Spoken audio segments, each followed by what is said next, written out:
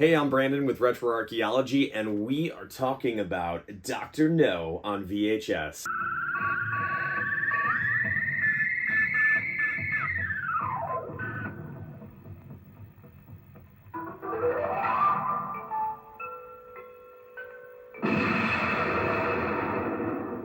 The first Bond movie ever made. So this came out in 1962. This wonderful drawer box CBS Fox video release came out in 1983. And this is how I watched the movie on my wonderful 27-inch Sony Trinitron right here. This is my main viewing TV.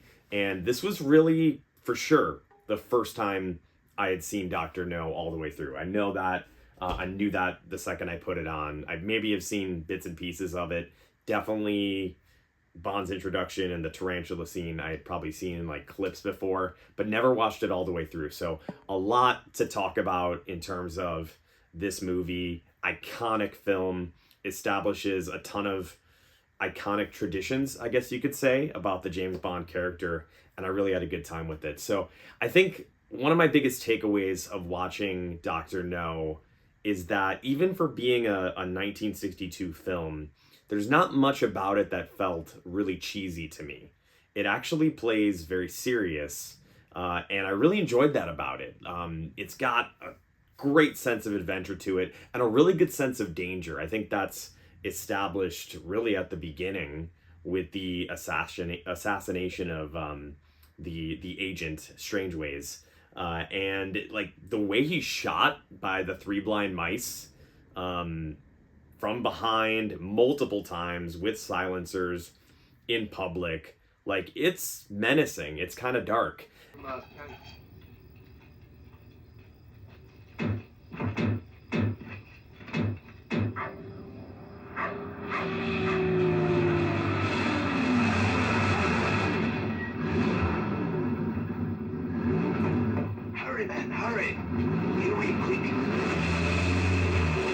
And I just think about some of the other scenes, like the villain is very menacing, which of course is tradition for Bond films, but the way Dr. No is presented in this, from, early reveals of just his voice in this sterile room, giving out commands, threatening death to those that are in his inner circle if they don't take out Bond, like just really kind of like a dark villain. I also think about the scene where the professor comes to kill Bond and just like cold-blooded just shoots the bed cushion, like just gonna take Bond out.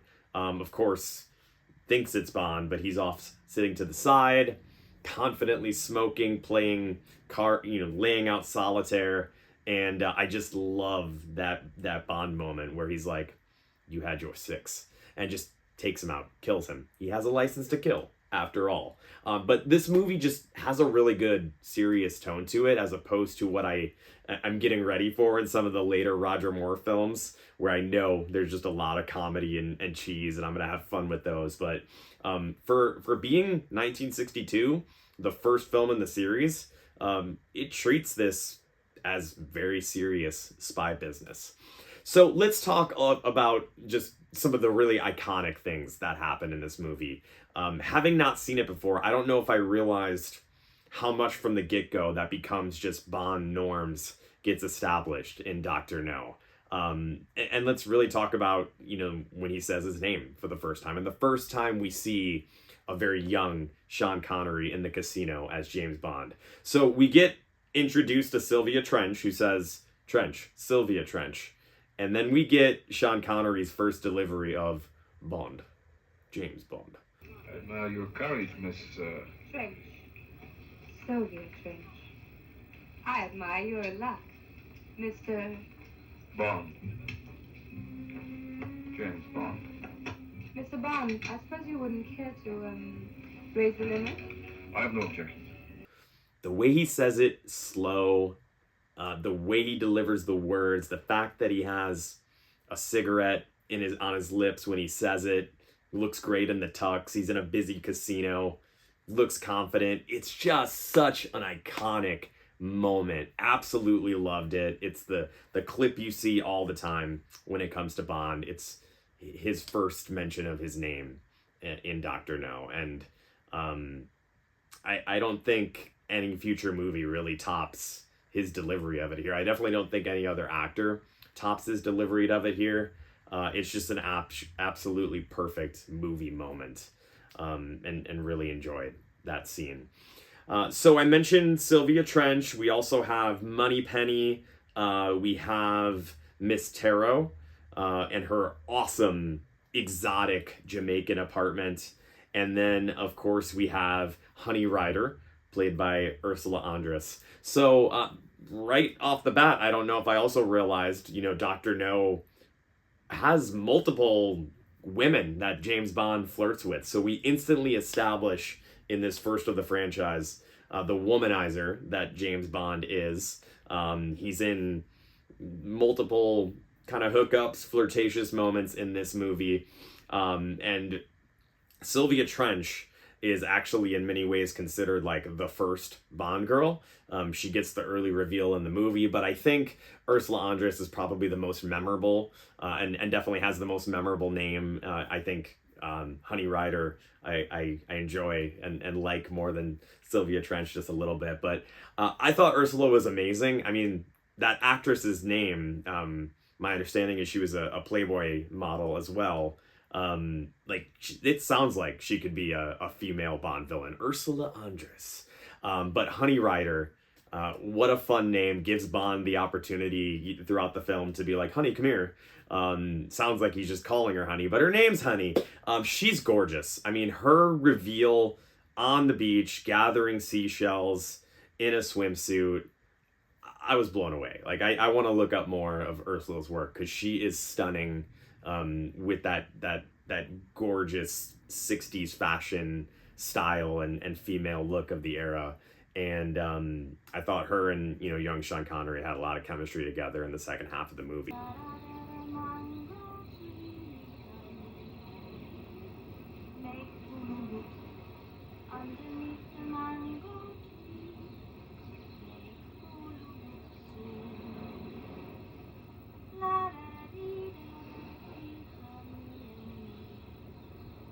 Underneath the mango tree, my honey and me. Where's that?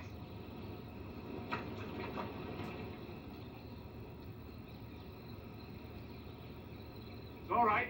I'm not supposed to be here either. I take it you're not. Are you alone? What are you doing here? Looking for shells? No, I'm just looking. Stay where you are. I promise I won't steal your shells. I promise you won't either. So I think that's something that's really cool about Dr. No. We established the concept of the Bond girl in this film, and that's what makes all the Bond movies fun in many ways. It's the action, the sex appeal, the women, and the Bond characters and their confidence and their quips, which is another critical element of each James Bond movie. That's established in this movie as well. I think about the car chase scene where Bond realizes he's being followed, and the car that's following him goes off the cliff and bursts into this giant inferno. They really hold on this thing going down a hill for a long time. It bursts into flames. Bond says something like, I think they were on the way to a funeral. Just that little bit of dark humor that the character has that I love, is delivered so well by Sean Connery in this movie. So that's another thing that's established.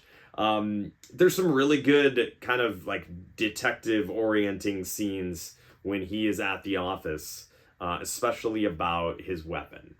So they established in Dr. No that Bond is to no longer use his Beretta. And we get just some backstory where, Bond basically is like, that weapon has served me great for years, but he's basically ordered to use a Walter PPK, which is the iconic weapon of James Bond, the iconic pistol that we'll see him use. So I love that we kind of get that scene in this movie. It's just a really good scene at the office, right after we kind of see a flirtatious moment with Moneypenny that just kind of establishes Bond's been at this for a while. he has a license to kill. He is a force to be reckoned with.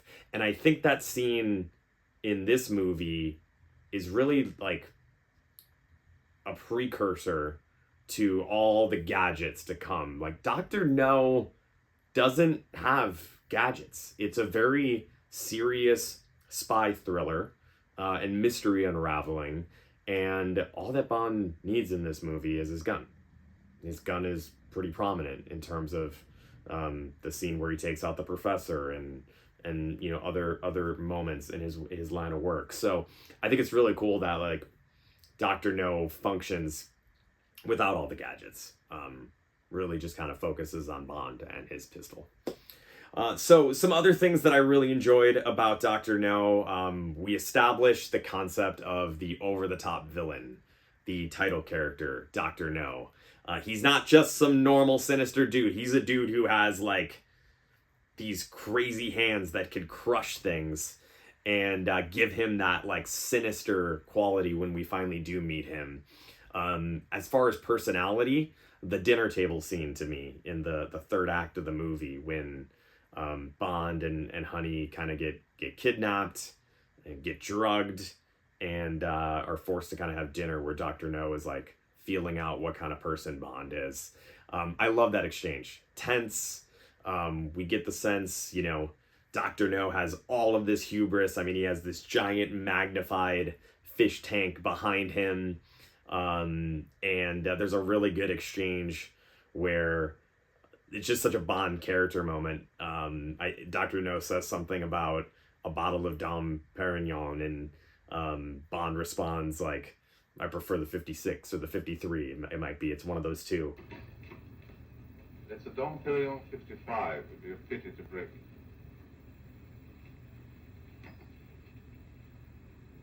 I prefer the 53 myself.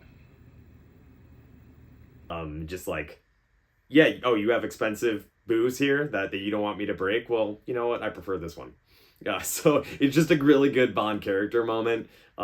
He's just such a confident dude already in Dr. No. Sean Connery plays him with this like smugness, this confidence that I think are what make the character endearing for me. Like, one of the reasons I love James Bond movies and I'm so excited to go on this chronological viewing experience is like, he's a character to look up to in the sense that, especially as a male, right? I mean, he gets the ladies, he gets the job done, and he conquers the bad guys. That's how Dr. No ends and establishes that with him and Honey on the boat, and they're just floating, and they get picked up with the tow rope. But Bond's not in a hurry. He drops the rope to spend a little bit of extra time with Honey. Like, I love just those fun, confident, smug moments about the character, and that happens in Dr. No, the first film in the franchise, and it happens a lot. It's really great. I can't talk about this movie without talking about the tarantula scene.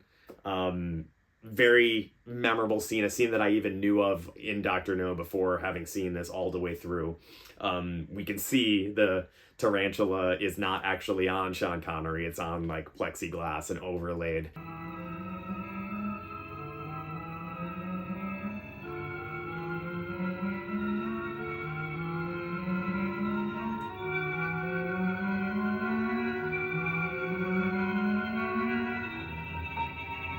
But I love the way that scene plays out. One, it's such an exotic thing to have happen. The location of this movie is a big part of it. It's in Jamaica.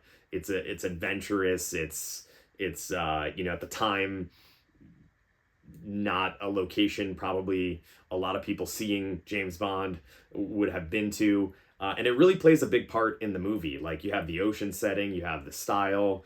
Miss Taro's apartment is almost tiki-like. It's very tropical. I'm a huge fan of tiki style and aesthetic and tiki cocktails.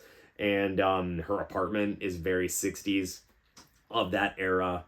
And the fact that they try and use a tarantula to kill James Bond, like, it doesn't get more exotic of an animal than that for most people at the time. So I thought that was just a really memorable threat to Bond, and creepy as well. Imagine a giant spider crawling up your bed sheets. If you're my wife, you'd probably smile and pet it because she loves spiders. But for me, that would not do me well. And I love that, you know, that's the one moment in this movie where Bond really feels afraid. Otherwise, he's very confident. He's very smug. And then we have that awesome, like, dump, dump, dump when he smashes it, when it finally crawls off him. So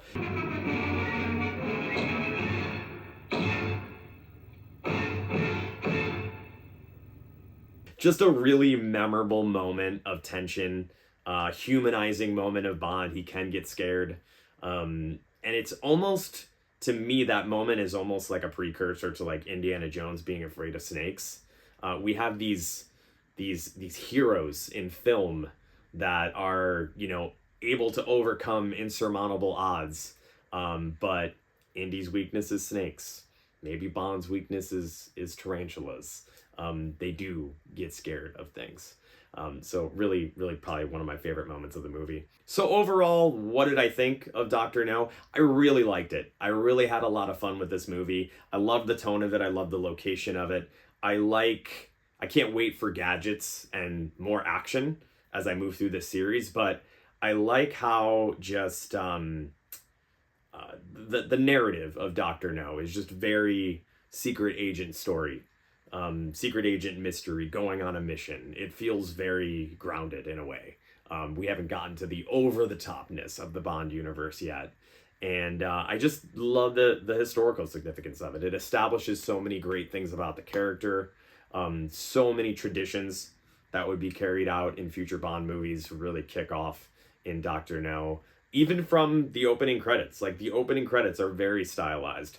There's no Dr. No theme song where his name is part of the lyrics. Instead, we just have the classic Bond score that would be used through every Bond film to come in some capacity. I love that that ended up being just the opening credits song for Dr. No. We have all these stylized light, little balls of light and color that filled the screen that looked amazing on a Trinitron, I might say. And we have Dr. No, the title card, off to the corner. Very 60s, very stylized, really kind of sets the bar of those amazing opening credits to come.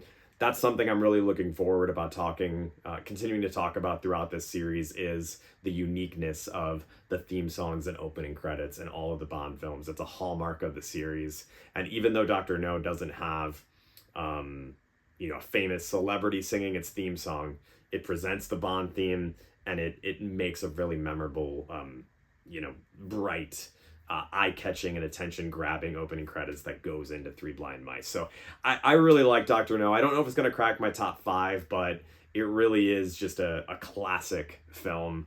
And there's a reason they made so many more after Dr. No, because Dr. No got it right. Sean Connery got it right. Saying Bond, James Bond, got it right. His license to kill, taking people out in this movie, getting the job done, saving the day, taking down the villain, and getting the girl at the end. That's a template for cinema that would be replicated so much, and it works so well, and I loved it. So thank you for watching. Don't forget to hit like, subscribe, comment about your memories of Dr. No. Did you watch Dr. No on VHS? What's your favorite scene in Dr. No? And keep tuning in as we do more of this series. Thank you.